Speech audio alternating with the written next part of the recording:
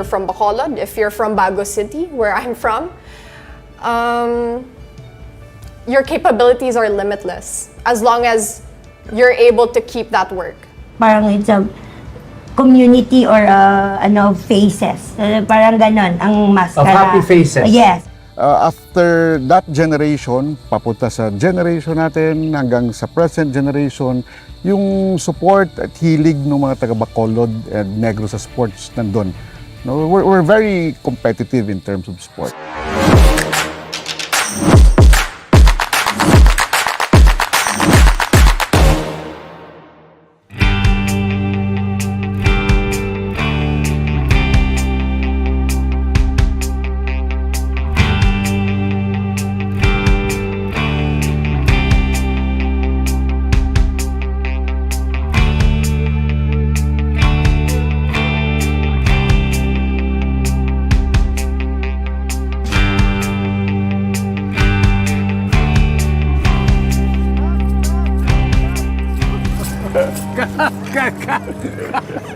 Mukha! Sorry. Ano ba yung pinagagawa mo? Welcome back to Bacolod. Thank you. Thank you for inviting us during this MassKara Festival. Balik na natin sa kanila. This is so heavy. Yeah, I understand. No? 4 Yeah. 4 kilos. Thank you. Yes. Thank you very much. Thank you. Greg, thank you for inviting us here Yeah, welcome back in again this to Bacolod. episode of Homestretch. Yes. And the last time I was here trying to spend my summer vacation, wala pang MassKara Festival. MassKara noon, yes. And I realized, ang MassKara 45 years na. Yeah, this is our 45th kilo already. You know, I tried to carry that mask para malaman ko yung feel nung festival. But tingnan mo, I'm perspiring, hinahabol ko yung hininga ko because maybe that's what, 4 or 5 kilos. Yeah, approximately 4 to 5 kilos yung bigat. Nung mask lang, ha? And these dancers dance for 4 hours, 5 hours. Yeah, from the assembly point going to my street dance and then the arena competition. So that's basically 4 to 5 hours na suot-suot nila yung mask, which is about 4 to 5 kilos. Really unbelievable, but true. Yes.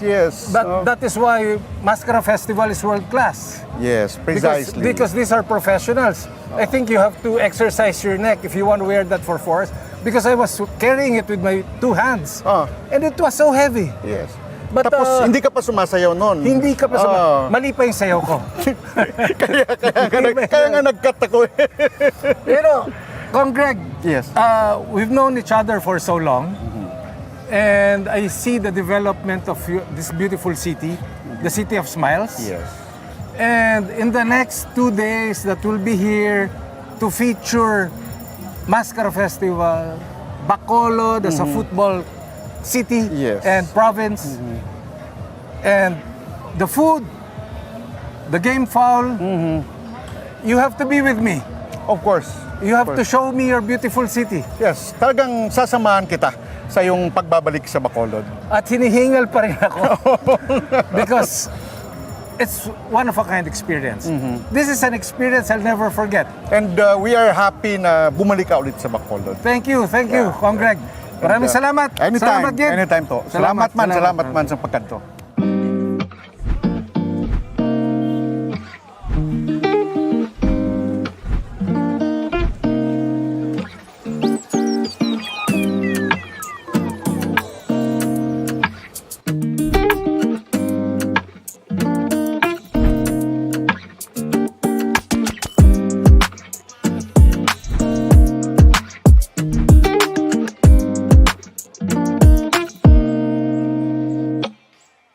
Bethany, thank you for joining us in this episode of Rappler's Homestretch. Of course. Thank you for having me. The Wonder Girl from Bacolod. So how are you? And tell us more about your life now. And your life when you were growing up in Bacolod, and your life when you were a football player, everything about Bethany. I'm doing amazing. I may have stopped football over the past year, but it is definitely still a big part of my life and will always be a big part of my life. So I was born in England, but our family moved to Bacolod when I was around 4 years old. And when I was around 5 or 6, that's when I started playing football. So I feel like it was kind of inevitable for me to play football because my dad played football back in England and also coached when he was in England. And when we moved to the Philippines, my dad was actually retired already, supposedly retired. But when in my school in Bacolod, St. John's Institute, hindi niya napigilan, nakita niyang walang football. So he took it upon himself to start a football program in our school. So that's kind of how my football journey and my older brother's football journey started. So he really grew the football program in our school very fast. So alongside me and our teammates, the progress was very fast to the point where our level was really comparable to the rest of the Philippines, I would say. And I think I can vouch for that because from Bacolod, my brother was offered a scholarship in Ateneo here in Manila, which is why we decided to move as a family here in Manila. And I was kind of forced to move as well, but football was a part of my life, so it's not like I wouldn't have the same opportunities if I moved. And surprisingly and thankfully, the first year I moved to Manila was when I was offered a slot in our national team. So Immediately, you were still in high school then? grade 8. Grade 8. Grade 8, yes. So when I was in grade 8, I was asked to try out for the girls' national team. And I surprisingly got in. As a small girl from Bacolod has a very small, at the time especially, a very small group of girls who played football. I grew up playing with boys, with my brother, which probably is why it probably helped a lot with my skill development as well. But yeah, Bacolod actually produces a lot of very, very talented football players across both the girls and the boys. Yeah. Yes. You know, when I was growing up, I used to spend my vacation in Bacolod. In Bacolod. Because I have relatives there. I see. Because we're also Ilonggo, just like you. But don't talk to me in Ilonggo because gamay lang. Gamay lang. Gamay lang. Kabalo ka gamay. Gamay lang. Gamay lang. No, tuntuman gihapon. But we were growing up, and during my time growing up in Bacolod, it was actually baseball. Baseball was very popular in Bacolod. I did not know that. And they were playing in this stadium called Paglaom. Paglaom. Yeah, so, but eventually it became football. Yes. And I know you Yes. started playing in this new stadium called Panaad. Yes. So tell me, you were a varsity player in elementary? Yeah, so ever since my dad created that football program, I guess I was part of the first varsity players of football in our school. So I guess I could say I grew up literally being a student athlete. I never really knew what it was like not to be a student athlete. But yeah, I definitely played in Paglaom. I played in Panaad. I witnessed our own Ascol's men's team play in Panaad. Yes. So that was all part of my childhood growing up in Bacolod, was seeing the growth of football in general, whether that was with girls, boys, men's. But yeah, I would say at the time, I think Bacolod was considered sort of the football capital. I don't know if I can claim that, but I've heard that. I believe that. I believe that because every time there's an Ascals game, they bring it to Bacolod. Every time there's a Southeast Asian Games, they bring it to Bacolod. Exactly. And you have great leaders there who are really very supportive. Supportive Yes. of the football as a sport. Yes. Will you transfer to Manila? If not for your big brother playing in the UAAP, will you transfer to Manila or just prefer to stay in the beautiful city of Bacolod? Very good question. Not to say that I didn't dream big, but I only ever imagined myself in Bacolod because I loved Bacolod so much. I loved our home. I loved our neighborhood, our neighbors, my family, my mom's side who I was living around. I loved my school. I loved my friends in my school. I loved the city. I loved football in Bacolod.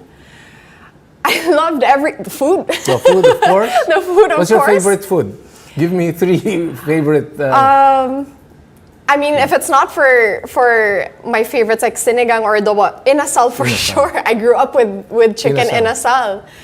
So you eat inasal 3 times a week? Honestly, up until now, I'm on Grab looking for chicken Bacolod. So even if I'm here in Manila, it never goes away. The craving never goes away. Okay. In Bacolod, what can people expect in Bacolod? Because you have a MassKara Festival. Yes, we do. Not so many people understand. Why is there a MassKara Festival? Yeah, I think a lot of people have heard it, but I don't think a lot have actually experienced it. To be honest, I haven't experienced it as an adult so far. It's my first time going back home for MassKara as an adult. So I've only ever experienced it as a child where my dad would drive me and my brother up in the main streets of Bacolod, Lacson Street specifically. We would find a parking around the downtown area and basically sit in our car and watch the parades. Yeah, so that's how, imagine my dad who's a full-blown foreigner enjoying the MassKara with his 2 young kids. But that's how I grew up with MassKara, was basically finding a parking in downtown and watching the parade. Yeah. And it's a beautiful festival. Very. And that festival, we have thousands, hundreds of festivals in the Philippines. Yeah. But why is MassKara very popular? Because there's that attachment, you see? And people know that when you talk to the people from Bacolod, talagang smiling face yan. I don't know if it's because of inasal. Probably. But definitely, people there, they just smile. Extra. And ano ba yun? Chill lang. Chill. Yeah. Relax lang tayo. Yeah. Why is that culture like that? Bakit ganon, Beth? What is your feeling? From what I think and from what I've experienced, this is just from what I think from it, is really the community. Again, I had a hard time moving to Manila because of the strength of connection I felt with everyone around me. From family to neighbors to schoolmates to teammates. I think the people in Bacolod or Negros in general just have a strong sense of connection with each other. So I would also say that's a really, really big factor also. Yeah. And your decision, the family's decision to pack your bags, live in Manila to play football, then tell me your football story. We already had a very strong foundation of football in Bacolod, but again, everyone sees Manila as a city or a region of even more opportunities. So that's how my own parents saw it, was if we move to Manila, I think we could get even greater opportunities with football. And they were not wrong. With my brother moving, he reached international levels. He was able to compete internationally with the opportunities he had here, which we didn't have in Bacolod. And with me, my visibility in Bacolod wasn't enough. And with my first year moving to Manila, that's the first time I was even able to reach the national team level. So despite Bacolod having a great foundation for football, the visibility apparently still wasn't enough, and that's what we were able to achieve in Manila. And you joined a high school program that is very good in sports. Yes. And that's Miriam College. Yes. Very good in football. Very good, yes. Very good in basketball. Yes. And you were a varsity player from first year high school? Yeah, from grade 8 up until I graduated high school. And what's your position? I've always been an attacking player. So for Miriam, I was a center forward. So a what's forward. it? Okay, you can whisper to me how many goals in your career. My best friend's here. Maybe she can answer that. We were teammates, so Yeah. Okay, but do you have an idea how many goals you made in your I in don't your think I football could career? even estimate. Ganun karami? Ganon din kasi kadami yung games namin that I would not be able to estimate. Okay. After Miriam, high school, you went to the University of the Philippines. Yes. I can see your shirt. Congratulations. Very proud. Was that your number?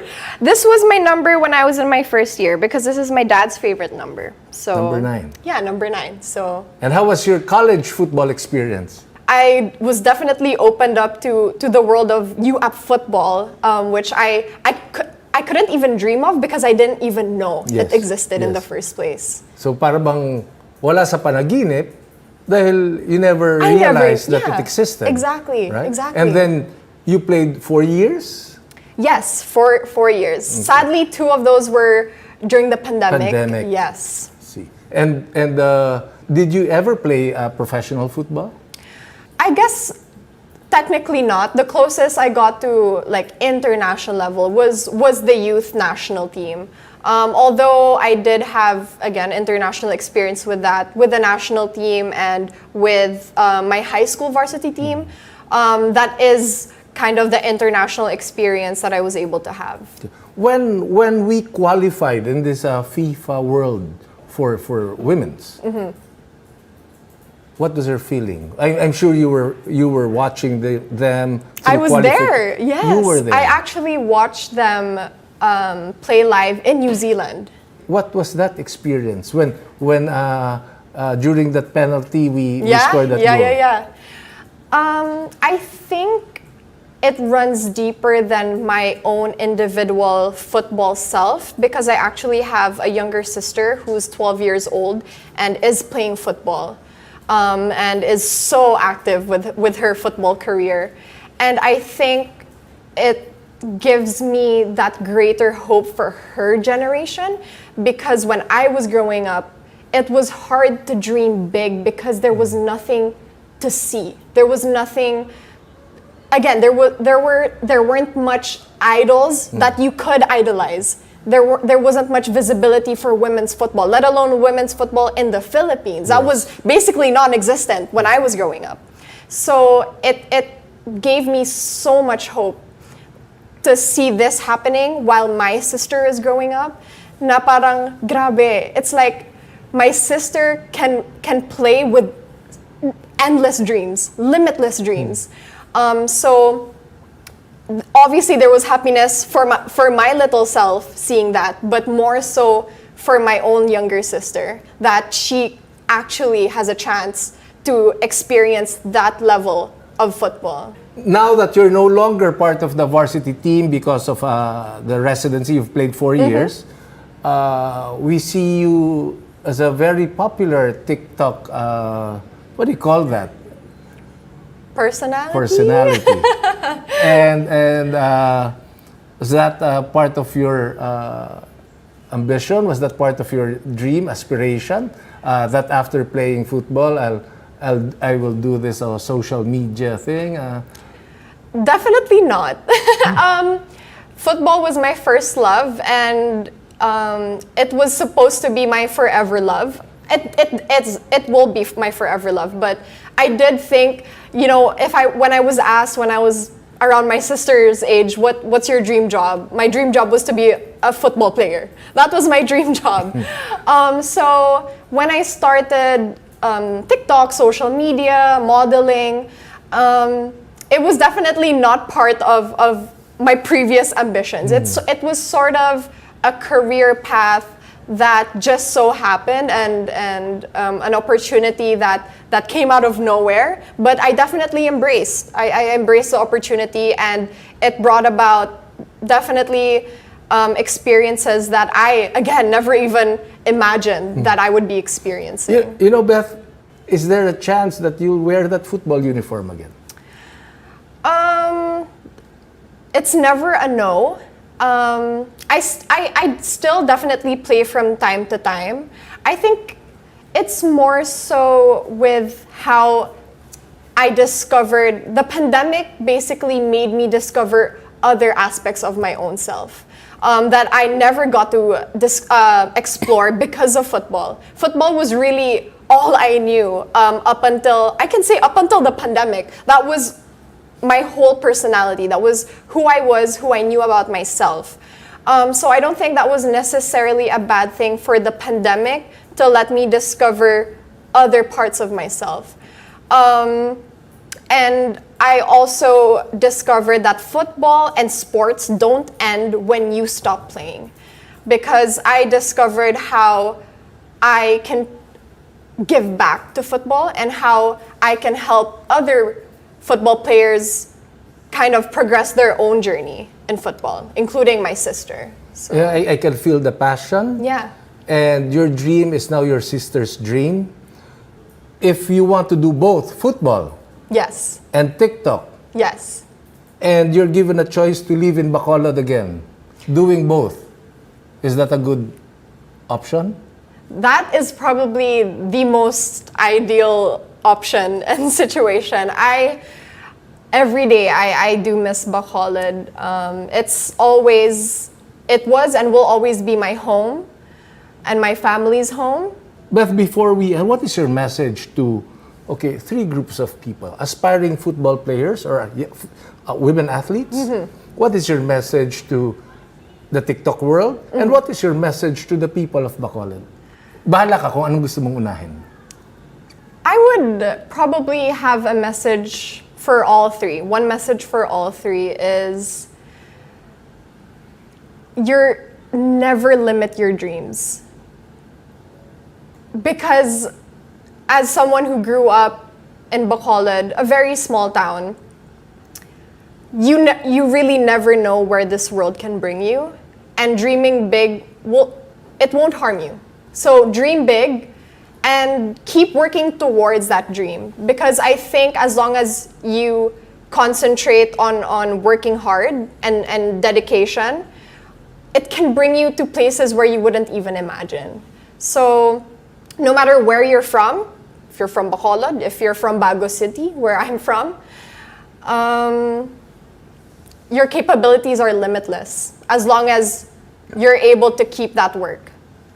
You know, when you hear a very young woman talk that way, the result is you just inspire us. And you will inspire the young generation. And that is very important.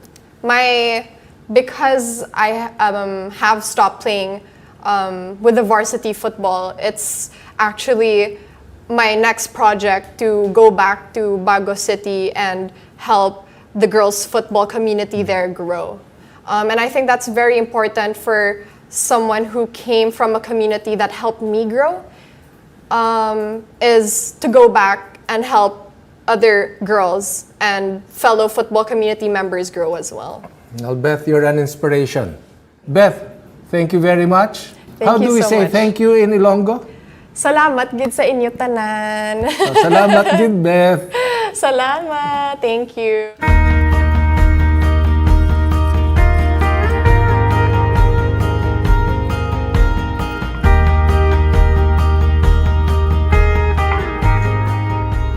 We're here today with the officers of the Arts Association of Bacolod, President Tay Sevillano and Tito Rodney Martinez. Good afternoon. Good afternoon. I'm so excited. Beautiful masks. We want to know the history of the MassKara Festival. And please explain the beautiful masks. I think it's the artist started the MassKara. They were enticing people to join the dance parade on the streets, and it seems that nobody joined. The art, being an art association, we promote art consciousness in the city. And somebody suggested that, the easiest way to do art is by making a face.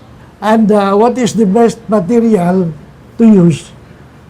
We decided on the cheapest material, which is the paper. Paper. No? Yeah.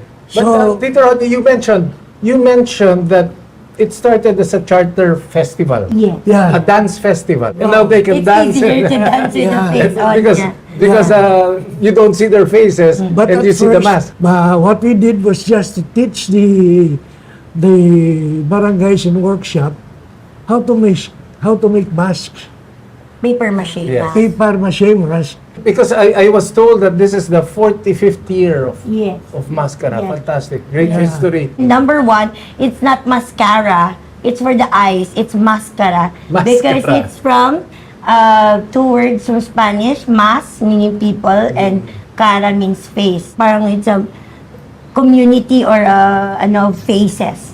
Parang ganon ang mascara. Of happy faces. Yes, of That's why happy looking faces. at the faces of this mask, they're all smiling. Yes. So, Presidente, what is so unique about this mask? We are a festival-loving people, so we always love to celebrate. It's like probably 20 plus layers of paper. And, How long do you make one mask? Um, How long does it they take? can finish na, from the mold, they can finish na doing all those layers in a day. But it takes a few days more to dry it up. So that it will be, if you touch it po, it's really thick and it's also very sturdy. So we've already parang naging expert level na kami doing paper mache. I asked Tito Rodney's son, because they're also a family of artists, to make me a mold. I asked specifically Tito Rodney to help us with doing the mold because we've been discussing kami mga artists dito. We've been commenting on how we've seen the European, Mask. un-Filipino na mask. Because it's really, they really have broad noses and then iba ang features Kumbaga sa nila. Tagalog, matangos. Sobrang tangos. Ito po, Ito po, pero, Pinoy na Pinoy. So, I wouldn't ano ba say, Pinoy? medyo hindi matangos. Diba? Okay. So, and also we made it anatomically correct that, also Tito Rod said that when the person is smiling, so everything is lifted on the face, and the cheekbones, nalilift, and then also yun nga sinasabi kanina na parang namumungay na mata. Tama po ba? So we wanted to do that, and I personally and all of us in the art association of Bacolod Negros, we're pushing that we do that Filipino way, and iba kasi relatable siya. If I'm a kid and I see na matangos, hindi ito ako. Baka, diba? So, yan po. The beauty of, I need to ask this question kasi the very popular festivals in the Philippines, when you ask a Filipino, ano ba ang mga pinakasikat? You have the ati-atihan, Yeah. you have the sinulog, Yeah. and you have the maskara. Yeah. But if we compare the three, yung dalawa, it's a religious festival. Yes. Maskara is not a religious Yes. festival. No. Yeah. Di ba po? It is a festival of arts. Yes. Oh. It is the festival of a beautiful province, of a beautiful city. Yes. It is the festival of smiling people. Tito, go ahead. Tito Rodney, Because it came from the artist. because it came from the artist. It's a concept and idea Yeah. of the artists of Bacolod. The atmosphere at that time was there was a world sugar crisis. Also, Negros Sanon had a very dark na tragedy na because of the Don Juan ship na and most of the families there. It was a dark moment, and of course, syempre, ano gagawin mo kung government ka? You want to lift people's spirit up, diba? So at first, diba, Tito, you told me that you were using pa different kinds of masks na at the Yes. first MassKara Festival. It wasn't smiling yet. It So, wasn't a smiling mask. We were experimenting with art by making different kinds of masks. Some people are making masks out of coconut husk. Okay, not just paper. Not hindi just pa, people. hindi pa. So Oo. do your own mask. Yes. Yeah, oo. make your own mask, design your own mask. Right. Even the designs in the faces that you see are mostly original from the maker. The City of Smiles, it's really It's a kind of brand. It's tourism a kind of tagline. branding, no? It's a kind of branding. Smiling, City of Smile. Yes, Tito. And you have the smiling mask. That's why you Yes. have the smiling mask. And ano po, parang kasi it's MassKara Festival, even now, after how many years, it's a really alive na festival na nag-change siya. So, and also the music, and the highlights would include the street dancing. And I don't know how many kilometers they would dance before, pero medyo malayo-layo rin, more than I think 3 kilometers din So yun. it's a whole day. It's in the afternoon, but now because the audience has become bigger and the dancers we can't fit na in the plaza, so it's in Paglaom Stadium. Paglaom Stadium. And aptly naman na name because Paglaom in Ilonggo is hope. Pag-asa. So from hope to happy faces to the city of smiles. Yes.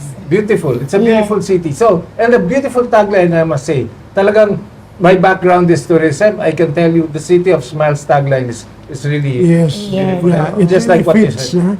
It's really yung profile of the people from Bacolod. This is 18 inches by 15 inches. So it's really Mas big. mahal pa yung mask dun sa consolation prize. Exactly. But they're so happy. Well, the price is a bonus, but it's they're very... Actually, that prize is their trophy. Yeah, oo. It is their trophy. Oo. The Art Association started in 1975. Edgardo Lizares. He was an artist,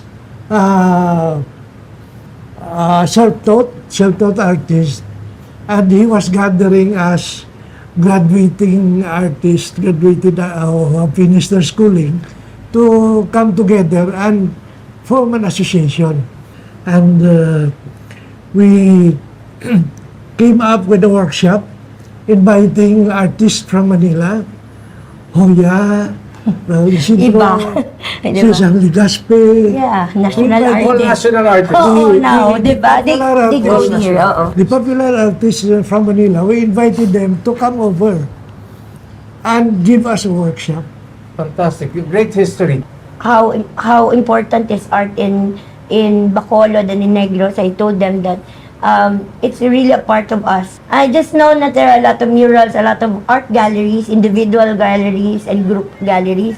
Art is very important here because people are very aware of the art scene, and they also have going out, no? President Tito Rodney,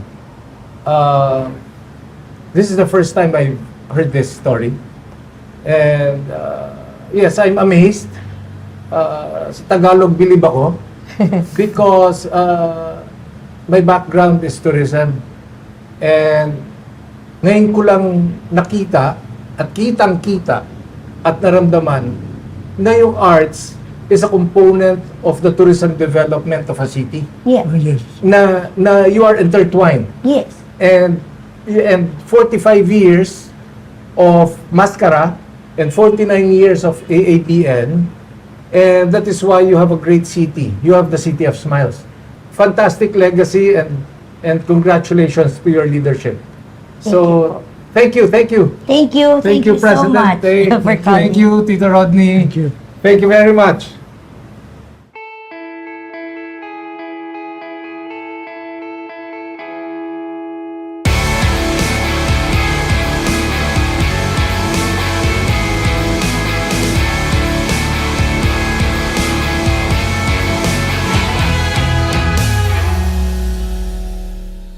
Here in Bacolod, nung isang araw, nandun tayo sa plaza. Abay, pinapractice ko yung MassKara Festival kung paano sumayaw. Biglang dumating yung kaibigan ko, college day, si Greg Gasataya.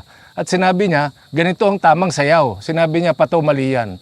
Today, sabi ko, Greg, samahan mo naman ako sa Panaad. Napakaganda ng Panaad. Napakagandang stadium. And sabi ko, part of this show is to explain bakit ba ang galing ng mga taga Bacolod sa sports? Bakit napakahilig? Pero Greg, seriously, bakit ba ang galing ng mga taga Bacolod at ng mga taga Negros when it comes to sports? And why are they so involved? Siguro to, isang pananaw doon is yung mga taga Bacolod, taga buong probinsya ng Negros, mahilig sa outdoors. No? Then number two, yung support ng sugar industry during its heydays are into sports, no? Football, basketball, and the rest. Kaya After that generation, papunta sa generation natin, hanggang sa present generation, yung support at hilig ng mga taga Bacolod and Negros sa sports nandun. No, we're very competitive in terms of sports. So yung quality of life, yung outdoors, part of the lifestyle of mga taga-Negros yan. The last 2 decades, football. Ano ang dahilan ron, Kong Greg? Yung Nasutra, National Sugar Trading before, na humahawak ng sugar industry, nag-support sa isang football team, no, which eventually naging national finalist. No? This was during the early 80s. And after noon, maraming na-develop, no? Hanggang yung sa schools level, universities, colleges, and then bumaba sa grassroots. Then eventually, pumasok din yung mga ibang companies, private companies who also invested into development of sport, especially football. Hanggang in the early 2000s, umakyat yung level ng competition. Hanggang before the pandemic, siguro mga 2016, sumali na yung mga malaking companies na representing Negros and Bacolod sa national level of competition. Kasi itong panahon, Kong Greg, nagkaroon na ng SEA Games dito. Yes. Yung mga regional meets nandito. Yes. I'm sure baka palarong pambansa nagpunta na rito. And talagang sabi ko nga, consistent eh. Dito yung LGU support, yung regional development na focus sa sports.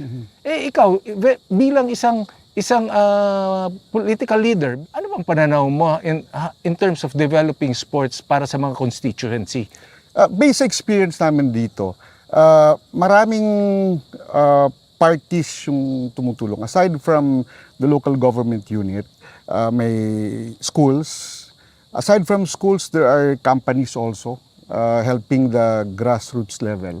Until pag umakyat na, nag-support pa rin. This is the case, for example, of football. Kaya if you can recall, kahit nga yung mga AFC, Yes. mga ASCALs, naglalaro dito. Oo. Dahil masyadong mataas yung level of support. So from corporate to LGUs to the community. the community. Yes. And yun ang importante sa sports, Kong Greg eh. Kasi kahit grabe yung suporta, but if the community is not there, kung walang sumusuporta, boring na laro yan. Yes, tapos parang ano rin yan to eh. For example, the father is a first generation football player. Nagkaroon ng anak. Yung anak napahilig sa football. And then yung anak nagkaroon din ng family later on. Ito yung nangyayari sa Bacolod ngayon. Kaya pag tinignan mo yung mga, for example, grade school pupils na naglaro ng football, most of them yung mga parents noon naglaro ng football before. Alam mo, isa sa mga naimbita natin to discuss football and the beauty of football na dito siya lumaki is yung UP varsity player na ngayon ay nasa social media. Si Bethany Talbot na ang mother niya ay taga Bacolod, Negros, and ang father niya ay isang foreigner. At sinasabi ni Bethany na talagang natutunan niya yung football nung bata pa siya dito sa lugar niya sa Bacolod at sa Negros. Kaya sabi ko nga grassroots at its best. Male, female, basta lahat football. Tsaka naramdaman ko talaga, Kong Greg, yung passion and love niya for the sport. Para sa kanya, yes, maybe I've stopped playing football in college football, varsity, but I will continue to teach, I will continue to coach, I will train my young sister. Sabi ko nga, yun siguro yung explanation mo in terms of the development of the citizenry in Bacolod City. Yeah, that's correct. One example, may mga European players sa football na naglaro dito sa local team, no? And then represented Philippines. And then meron ding mga foreigners, in the case of Marañon, for example, naging Filipino citizen. Naglaro dito representing Negros and a private company na ginawang maging Filipino para mag-represent. So meaning, yung iba yung vibe, iba yung pagtanggap, iba yung culture ng mga taga-Bacolod and Negros in terms of football. And then that is exactly why we're so excited to develop this Homestretch episode here in Bacolod. Yes. As a matter of fact, ito yung una naming out of town na ang fini-feature ay yung sports development nung syudad at nung bayan. And importante kasi sa akin, may makausap ako na talagang kaibigan na nakakaintindi nung sports development. And of course, who is also a sportsman. How do we encourage other provinces and other regions to at least do what Bacolod is doing? Ano ba ang formula para maging successful? Siguro yung participation talaga ng community. Because the LGU, the government can't do it alone by themselves. No? Kasi we do understand the limited budget, no? The process.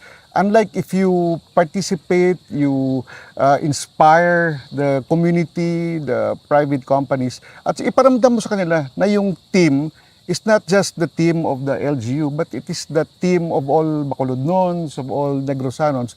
Doon maramdaman mo yung support talaga ng community. No? And eventually, pwedeng ilipat yun sa iba't ibang sports. Like in the case of basketball, for example, nangyari yan during the Negro Slashers. Lahat was also involved. NBA days. Yeah, NBA days, di ba? Very competitive. Yung support ng citizenry masyadong malakas.